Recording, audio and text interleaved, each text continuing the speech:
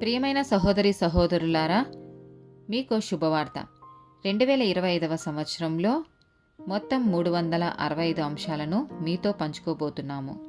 జనవరి 1వ తేదీ నుండి ప్రతిరోజు ఒక అంశము మరియు దానికి సంబంధించిన వాక్యమును పంచుకుంటాము. దయచేసి ఆ వాక్యములను వినండి, ధ్యానించండి మరియు ఆశీర్వదించబడండి. దయచేసి సబ్స్క్రైబ్ చేయండి మరియు మీ స్నేహితులతో పంచుకోండి.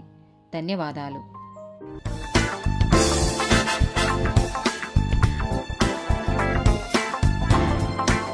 ప్రియమైన సహోదరి సహోదరులారా, 96th డే టాపిక్ విభాగాలు. యోహాను సువార్త 6వ అధ్యాయము 60 నుండి 71 వచనాలు.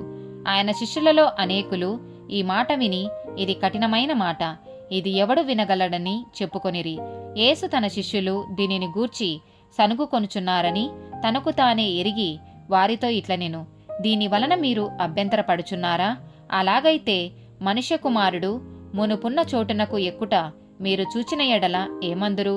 ఆత్మయే జీవింప చేయుచున్నది, శరీరం కేవలం నిష్ప్రయోజనము. నేను మీతో చెప్పి ఉన్న మాటలు ఆత్మయు జీవమునై ఉన్నవి గాని మీలో విశ్వసించని వారు కొందరున్నారని వారితో చెప్పెను. విశ్వసించని వారెవరో, తన్ను అప్పగింపబోవు వాడెవడో మొదటి నుండి యేసునకు తెలియను. మరియు ఆయన తండ్రి చేత వానికి కృప అనుగ్రహింపబడకుంటే ఎవడునూ నా యొద్దకు రాలేడని ఈ హేతువును బట్టి మీతో చెప్పితినెను. అప్పటి నుండి ఆయన శిష్యులలో అనేకులు వెనుక తీసి మరి ఎన్నడూనూ ఆయనను వెంబడింపలేదు.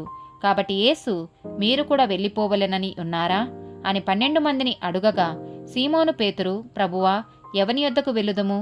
నీవే నిత్యజీవపు మాటలు గలవాడవు, నీవే దేవుని పరిశుద్ధుడవని మేము విశ్వసించి ఎరిగి ఉన్నామని ఆయనతో చెప్పెను.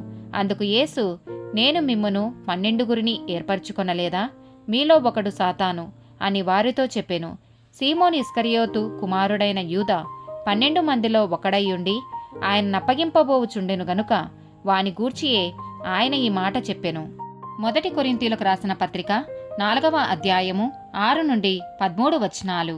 సహోదరులారా, మీరు మమ్మును చూచి లేఖనముల యందు వ్రాసియున్న సంగతులను అతిక్రమింపకూడదని నేర్చుకొని మీరొకని పక్షమున మరియొకని మీద ఉప్పొంగకుండునట్లు ఈ మాటలు మీ నిమిత్తమై నా మీదను అపోల్లో మీదను పెట్టుకొని సాదృశ్య రూపముగా చూపియున్నాను.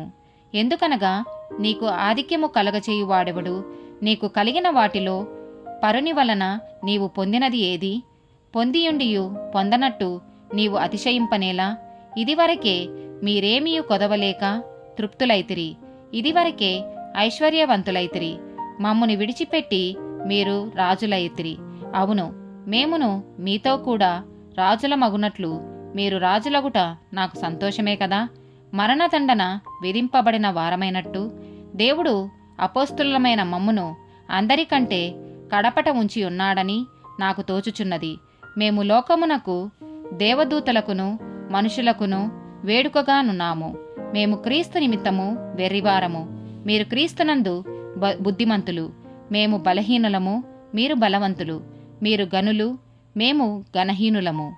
ఈ గడియ వరకు ఆకలి దప్పులు గలవారము, దిగంబరులము, పిడిగుద్దులు తినుచున్నాము, నిలవరమైన నివాసము లేకయున్నాము, స్వహస్తములతో పనిచేసి కష్టపడుచున్నాము, నిందింపబడియు దీవించుచున్నాము, హింసింపబడియు ఓర్చుకొనుచున్నాము, దూషింపబడియు బతిమాలుకొనుచున్నాము.